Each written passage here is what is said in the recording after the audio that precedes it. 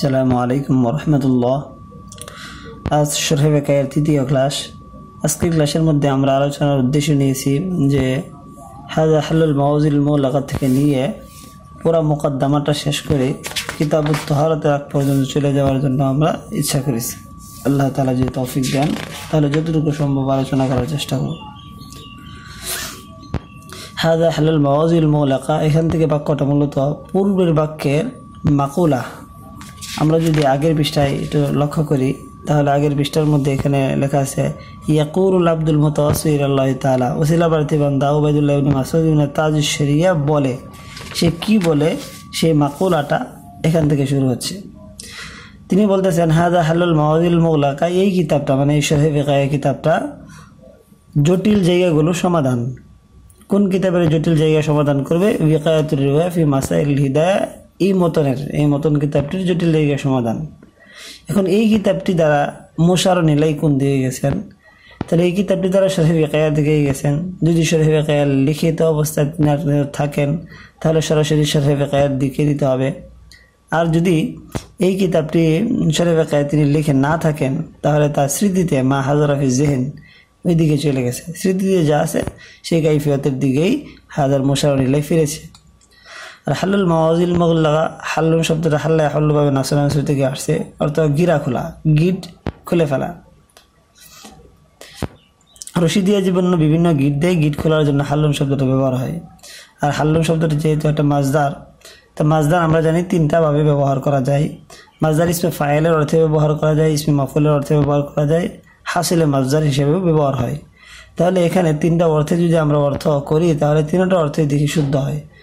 যেমন ইসমে ফাইলের অর্থে যদি নিয়ে এভাবে বলি হাল্লুল মাওয়াজিল মুলাকা, এই কিতাবটা হলো জটিল জায়গাগুলোর সমাধানকারী। এখানে ইসমে ফাইল হাল্লুন সমাধানকারী যদি ধরি তাহলেও দেখা যায় এই কিতাবটা সমাধানকারী হইতে পারে, যদিও জয়ী লোকল না, কিন্তু জয়ী লোকলের মতোই করা যায়। ঠিক এই কিতাবটাকে আমরা ইসমে মফুলের অর্থে যদি নেই তাহলে হবে এই কিতাবটি জটিল জায়গাগুলোর সমাধানকৃত, মানে এই কিতাবের মধ্যে সমাধান করা হয়েছে, এটাও চলে। আর যদি হাসিলে মাজদারের অর্থ নেই, যেমন সমাধান করা, এটা থেকে সমাধান হলো হাসিলে মাজদার হলো সমাধান, তাহলে এই কিতাবটা হলো জটিল জায়গাগুলোর সমাধান। এই কিতাব হলো সমাধান। কিতাব কীভাবে সমাধান হয়? এটার ক্ষেত্রে বলা যায় যে এই কিতাবটা এমন যে জটিল জায়গাগুলোর সমাধান করতে করতে নিজে এখন সমাধান হয়ে গেছে। যেমন বলা হয় জাইদুন আদলুন, তো হওয়া উচিত ছিল জাইদুন আদিলুন, জায়েদ ইনসাফকারী, কিন্তু জাইদুন আদলুন বলা হয় তাই ইনসাফের পরিমাণ বেশির কারণে মুবালাগা স্বরূপ বলা হয়। ঠিক এরকম এই কিতাবটা হাল্লুন হাসিল মাজদার হিসাবে ব্যবহার হয়। লখনবী রহমতুল্লাহ আলাইহি এই অর্থটাকে প্রাধান্য দিয়েছেন হাসিয়ার মধ্যে।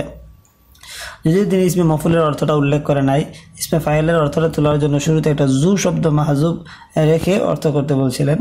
তাহলে এখানে তিনটা অর্থের সম্ভাবনা রয়েছে, তবে এখানের মধ্যে হাসিলে মাজদার হিসেবে যে অর্থটা করব মুবালাগাতান তাবিল করে এই অর্থটাই তিনি উত্তম বলেছেন। এটা হলো জটিল জায়গাগুলোর সমাধান।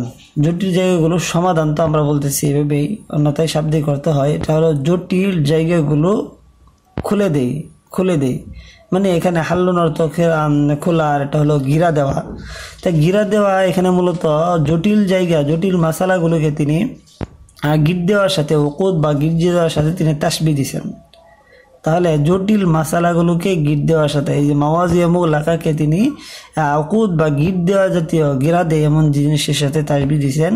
আবার তাহলে এটাকে মুসাব্বা তিনি তাসবিহ দিয়েছেন, এটা মুসাব্বা।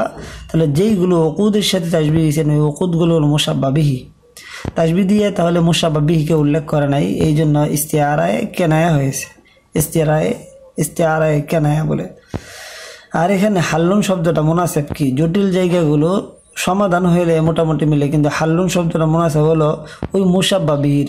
তাই মুসাব্বা বিহির মুনাসেব উল্লেখ করার কারণে এটা আবার ইস্তিআরায়ে তাখিরিয়া। তাহলে এখানে দুইটা ইস্তিআরা হয়েছে, ইস্তিআরায়ে কেনায়া, এটা হলো ইস্তিআরা তাখিরিয়া। মিন বিকায়াতুর রিওয়ায়া ফি মাসাইল হিদায়া, বলছিলাম এটা একটা মতন যেটা মুসান্নিফ রহমতুল্লাহ আল্লাহর দাদা ওনার জন্য লিখেছিলেন। হ্যাঁ, এটা এরকম বলতে পারে পরীক্ষার মধ্যে যে লিয়াজলি এই মতনটা, অর্থাৎ বিকায়াতুর রিওয়ায়া ফি মাসাইল হিদায়া, এই কিতাবটি এটা লেখার কারণ কি?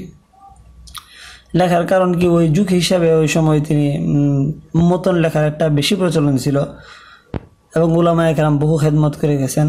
কিন্তু এই মতনটা লেখার বিকায়াতুর রিওয়া ফি মাসাইলিল হিদায়া, এই মতনটা লেখার জন্য কারণ হিসেবে এখানে বলছে লিআজলি হিফজি, আমার মুখস্থ করার জন্য, অর্থাৎ নাতিনের জন্য তিনি নানা বা দাদা তিনি তার জন্য এই মতনটা লিখেছিলেন এবং তার ছাত্রদের উদ্দেশ্যও আছে অবশ্য।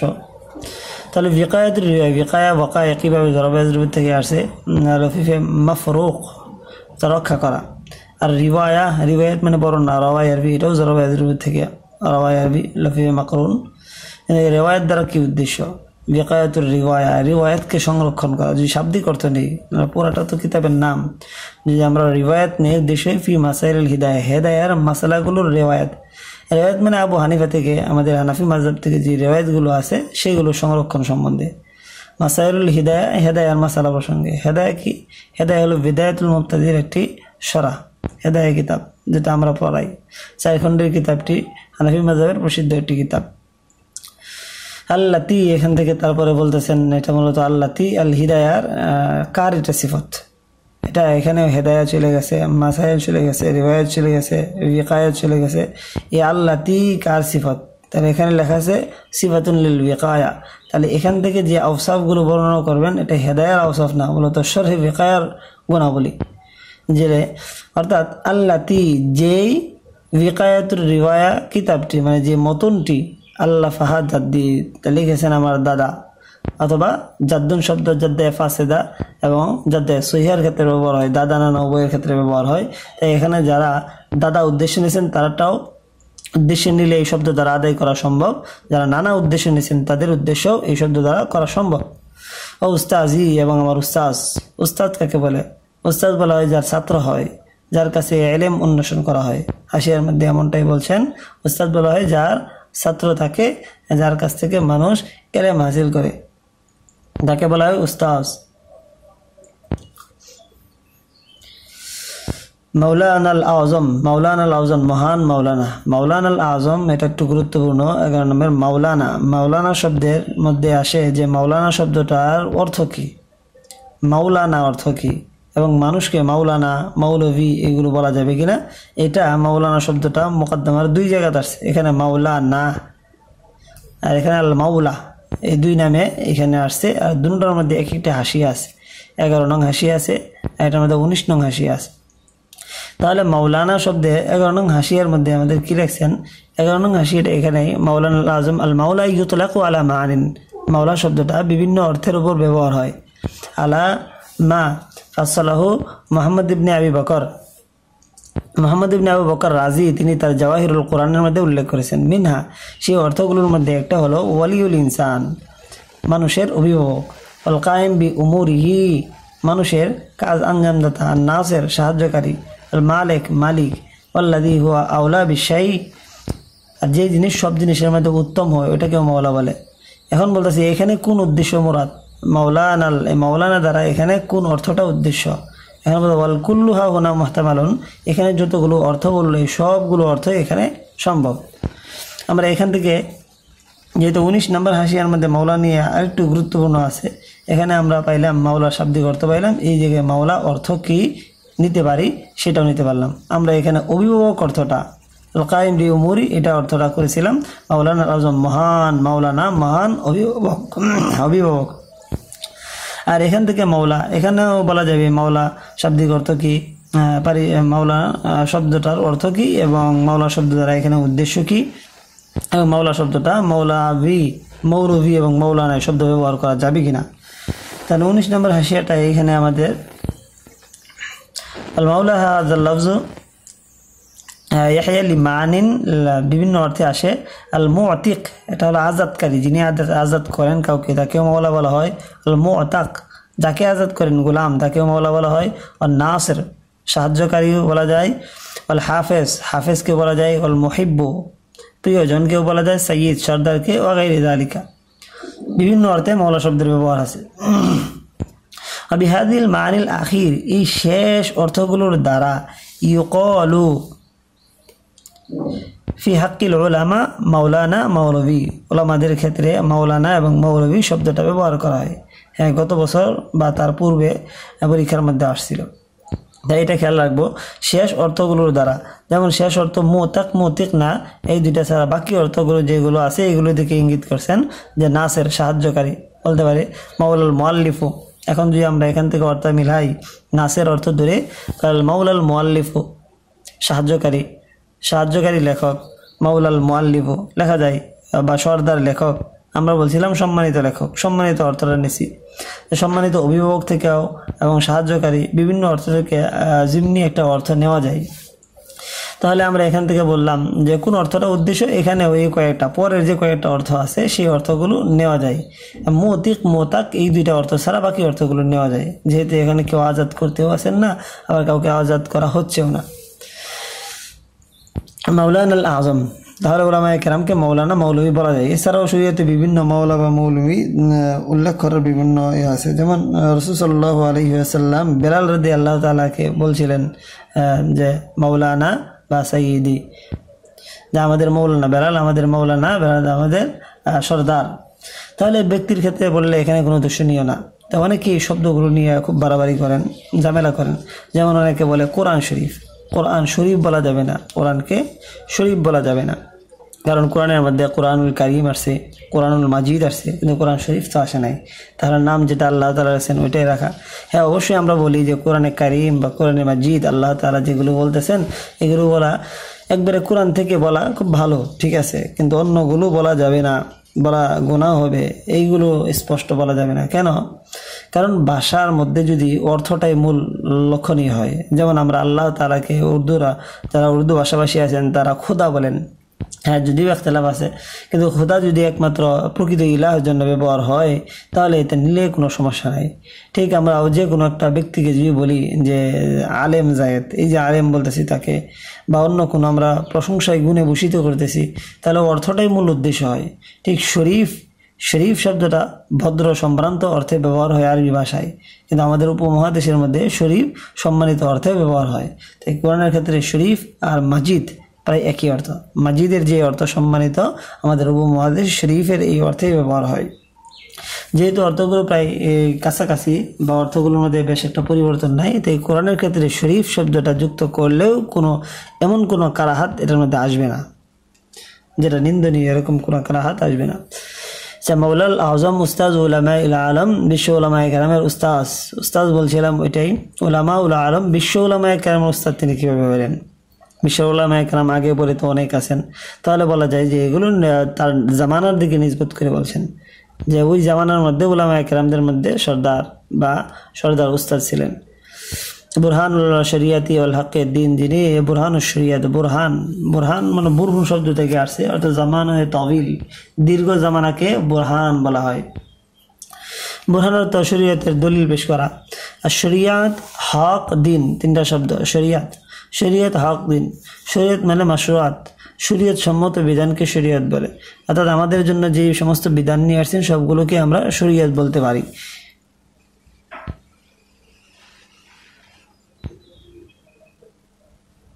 শরিয়ত বলা যায়। শরিয়ত পালনীয় বিধানগুলো, শরিয়ত তাকলিফি আছে, আমাদের তাকলিফি শরিয়ত আছে, তাকভিনী শরিয়ত আছেন। পূর্বের শরিয়তগুলো তাকভিনী ছিল, দুনিয়া কিভাবে গড়তে হবে, দুনিয়াতে কীভাবে থাকতে হবে ইত্যাদি বিভিন্ন বিষয় ছিল। আমাদের শরিয়ত তাশরীঈ বেশিরভাগ জিনিস মানে কীভাবে দুনিয়া বানাইতে হবে সেগুলো নিয়ে বিস্তারিত না, বরং স্বাভাবিক বিধান দেওয়া হয়েছে।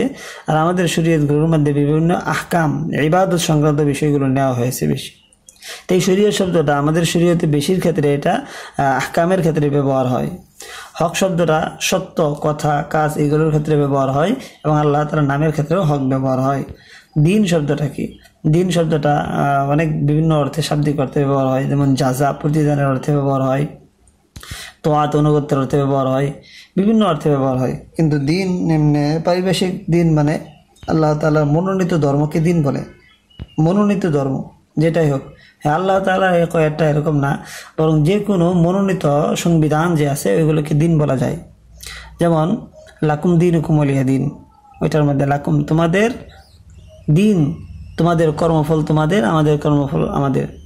ঠিক দিন জাজার অর্থে যেমন ব্যবহার হয়, কামা তাদিন ও তুদানো, মানে কামা তাফআলু তুজজা, যেমন কর্ম তেমন ফল। তাহলে এটার মধ্যে কামা তাদিনু তুদানু শব্দের মধ্যে থেকে দিনের দুইটা অর্থ পাইতেছে। তাদিনু এই কামা তাফালু ফিলুনের অর্থে ব্যবহার হইল। তুজা তুদানু তুজা এমন জাজা পাইবে, তাহলে জাজা মালিক ইয়াউমিদ্দিন ইয়াউমুল জাজা, এখান থেকে জাজা অর্থে ব্যবহার হইতেছে। ঠিক দিনটা আমাদের শরীয়তের অর্থে ব্যবহার হয়। শরীয়ত আল্লাহ তাআলার মনোনীত ধর্মের ক্ষেত্রেও ব্যবহার হয় এবং বাতিল ধর্মের ক্ষেত্রেও ব্যবহার হয়। যেমন বলা হয়েছে হুয়াল্লাযী আরসালা রাসূলাহু বিল হুদা ওয়া দীনিল হাক্কি, তিনি আল্লাহ তাআলা যিনি বিল হুদা ওয়া দীনিল হাক্কি, দিন এবং সত্য, বিল হুদা হেদায়েত এবং সত্য দিন দিয়ে রাসূলকে পাঠাইছেন, লিইয়ুযহিরাহু আলাদ দীনি কুল্লি, সমস্ত দিনের উপর বিজয় দান করার জন্য। তাহলে সত্য দিন দিয়ে পাঠাইছেন, সত্যটা গুণান্বিত করাই, সত্য দ্বারা দিনকে গুণান্বিত করাই তার অর্থ হল মিথ্যা দিনও আছে। আবার লিইয়ুযহিরাহু আলাদ দীনি কুল্লি, এই দিনকে ইউযহিরাহু যেন তিনি প্রকাশ ঘটান বা বিজয় দান করেন, আলাদ দীনি কুল্লি সমস্ত দিনের উপর। তাহলে আরও অনেক দিন আছে, বাতিল দিন আছে। তাহলে দিনের ইতলাকটা যেমনিভাবে দিন ইসলামের জন্য হয়, বাতিল দিনের ক্ষেত্রেও হয়। তাহলে সংবিধান যদি মানুষ প্রণয়ন করে আর তার কাছ থেকে যদি আমরা সমাধান পাই, মানে দিনের একটা বৈশিষ্ট্য হলো তারা জিজ্ঞাসা করলে উত্তর পাওয়া যায়। যদি আমরা দিনকে জিজ্ঞাসা করি এভাবে যে নামাজ পড়ার বিধান কি, তাহলে আমাদের দিন ইসলাম সে উত্তর দিবে নামাজ পড়া ফরজ। বিধিবিধানের আলোকে সে উত্তর দিবে নামাজ পড়া একটা ফরজ পর্যায়ে সে গুরুত্ব দেওয়া হয়েছে। হ্যাঁ, যদি গণপ্রচলিত সংবিধানকে জিজ্ঞাসা করি নামাজ পড়ার হুকুম কি, তারা মুবাহ বলবে, মুবাহ পর্যায়ে রাখবে, কারণ সবাই তো পড়তেও আসে না, আবার সবাই এই সম্বন্ধে আলোচনাও করার উদ্দেশ্য না। তাহলে যদি কোনো বিধান যদি ইহুদি নাসারার ধর্ম কেউ জিজ্ঞাসা করি, তাহলে তারাও তাদের মাফিক উত্তর দিবে। ঠিক পর্দার বিধানে জিজ্ঞাসা করি, তাহলে ইসলাম বলবে ফরজ, অন্য সংবিধান বলবে এটা ফরজের পর্যায়ে না, কেউ মাকরু অনুভব করা যায় যে হারামের পর্যায়ে চলে যায়, এরকম খারাপের দিকে চলে যায়। তাহলে দিন হলো এমন বৈশিষ্ট্য সম্পন্ন একটা জিনিস যেটাকে প্রশ্ন করলে সেটা সমাধান দিতে পারে, সংবিধান মনে করতে পারেন। আল্লাহ তাআলা মনোনীত সংবিধান হলো আমাদের দিন বা ইসলাম। তারপরে তাহলে এখানে উদ্দেশ্য হলো বুরহানুল হক, বুরহানুল শরিয়াতি, বুরহানুদ্দিন, এই ধরনের লকব তিনি মাহমুদ উবাইদুল্লাহ ইবনে মাহমুদ ইবনে সদরুল শরিয়াকে উপাধিগুলো দেওয়া হয়েছে। সদরুল শরিয়া, সদরুল শরিয়া, সদরুন এটা সর্দারের অর্থে ব্যবহার হয়। কৌমের শুরু, কৌমের শ্রেষ্ঠ ব্যক্তি।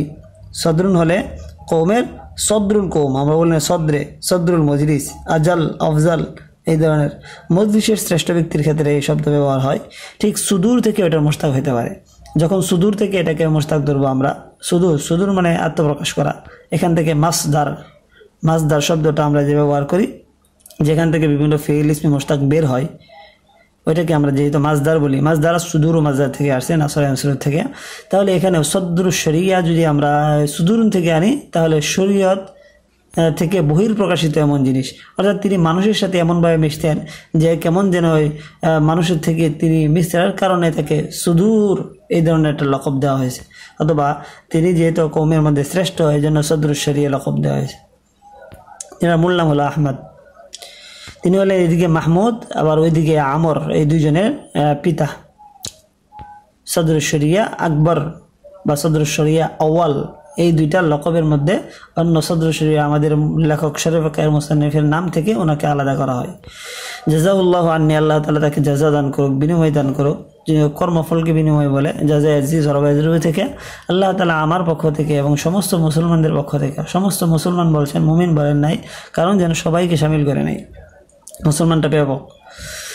খায়রুল জাযা, উত্তম জাযা দান করেন। তাহলে জাযার থেকে আবার খায়ের আসছে, তাহলে জাযার একটা নৌ বর্ণনা করলো। জাযা তাকে দান করুন, জাযায়ে খায়ের, জাযায়ে সার না, যেহেতু নৌ বর্ণনা করছেন তাহলে এটা মফউলে মুতলাক। তাহলে খায়রাল জাযা এটা কোন হালতে আছে, যদি জিজ্ঞাসা করে বিআই হালাতে মিনাল আরব, আরবে কোন অবস্থায়, তাহলে বলতো হালাতে নসবিতে আছে, জাযা থেকে মফউলে মুতলাক হিসেবে। লিআজলি হিফজি বলছিলাম, এটার মুতাআল্লিক হবে আল্লাহ ফার সাথে। যিনি এটা লিখেছেন, অর্থাৎ বিকায়াতুর রিভায়া ফি মাসাইলিল হিদায়াহ কিতাবটা তিনি লিখেছেন লিআজলি হিফজি, আমার মুখস্থ করার জন্য। তাহলে এটার মোটামুটি এখান থেকে কারণ বর্ণনাও হয়ে গেল যে এই মতনটা কি জন্য লিখছেন। আল মাউল আল মুআল্লিফু, এখান থেকে তিনি বলতেছেন সম্মানিত লেখক যখন আল্লাহ সাবাকান এই কিতাবটা এক এক সবক করে লিখলেন।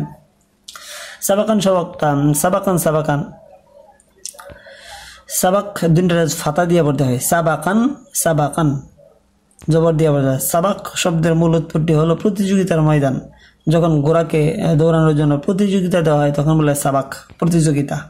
কিন্তু এখানে উদ্দেশ্য হলো যে সবক যে আমরা বলি ছাত্রদেরকে একটা নির্দিষ্ট পরিমাণ শিখতে বলা হয় আর ছাত্ররা নির্দিষ্ট পরিমাণ শিখার পরে উস্তাদকে শোনায়, এটাই মূল উদ্দেশ্য।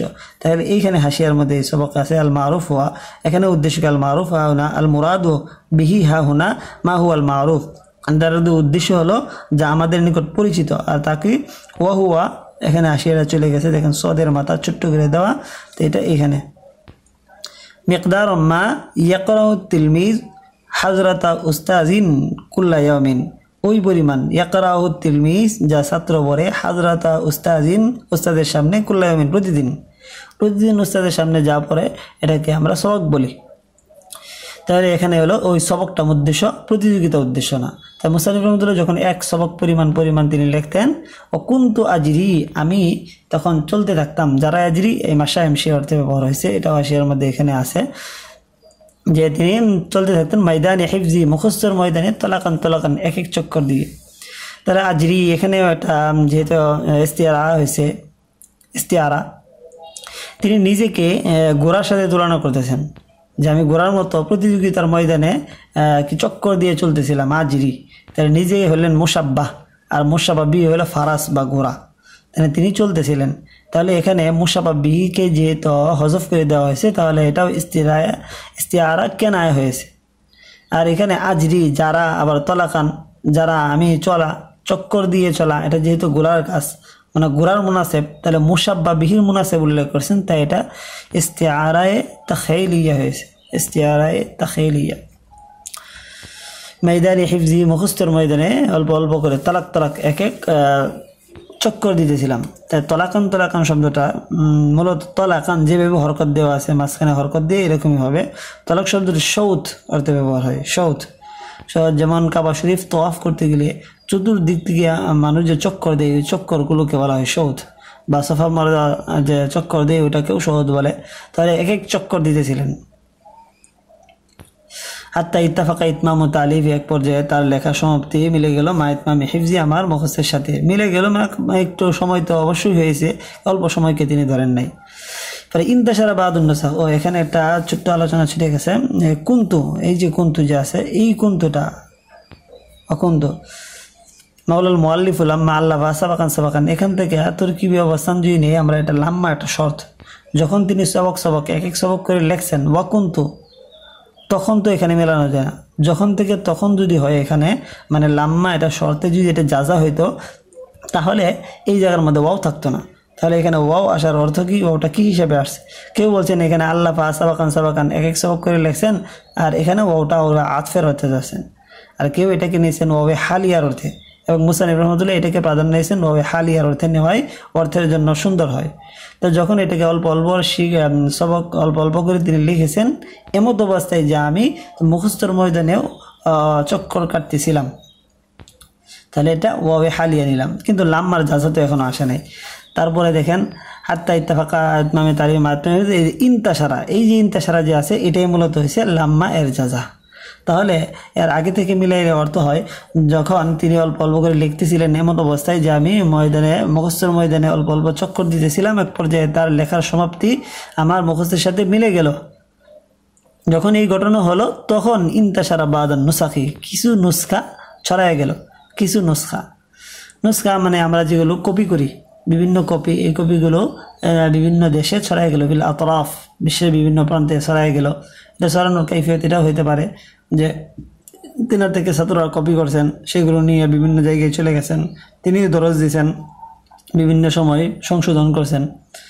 সুমা বাদা যালিকা ওয়াকা ফিহা, এরপরে ওয়াকা ফিহা শাইউ ফিহা, এই নুসখার মধ্যে যেহেতু নুসখা মুয়ান্নাসের দিকে যাওয়ার কারণ হলো নুসখাতুন, এই মুয়ান্নাসের বহু বচন হলো নুসাখ, তাহলে ফি হার মারজা নুসাখের এই জমার দিকে ফিরার কারণে মুয়ান্নাস হয়েছে, এটা কোনো আপত্তি থাকে না। শাইউ মিনাত তাগায়ুরাত, কিছু পরিবর্তন হয়েছে। নাবজুন, অল্প পরিমাণ, মিনাল মাহফি মুছে ফেলা এবং রেখে দেওয়ার কাজ হয়েছে, মানে সম্পাদনা হয়েছে। ফাকাতাবতু ফি হাদা শারি, আমি এই সরার মধ্যে, মানে এই সরা দ্বারা উদ্দেশ্য কি, এই সরা দ্বারা উদ্দেশ্য শরীফে কায়া, আমি এই সরার মধ্যে শরীফে কায়ার মধ্যে আল ইবারাত আল্লাতী, ওই ইবারাতটাই লিখেছি তাকাররা আলাইহিল মতন যার উপর সুপ্রতিষ্ঠিত।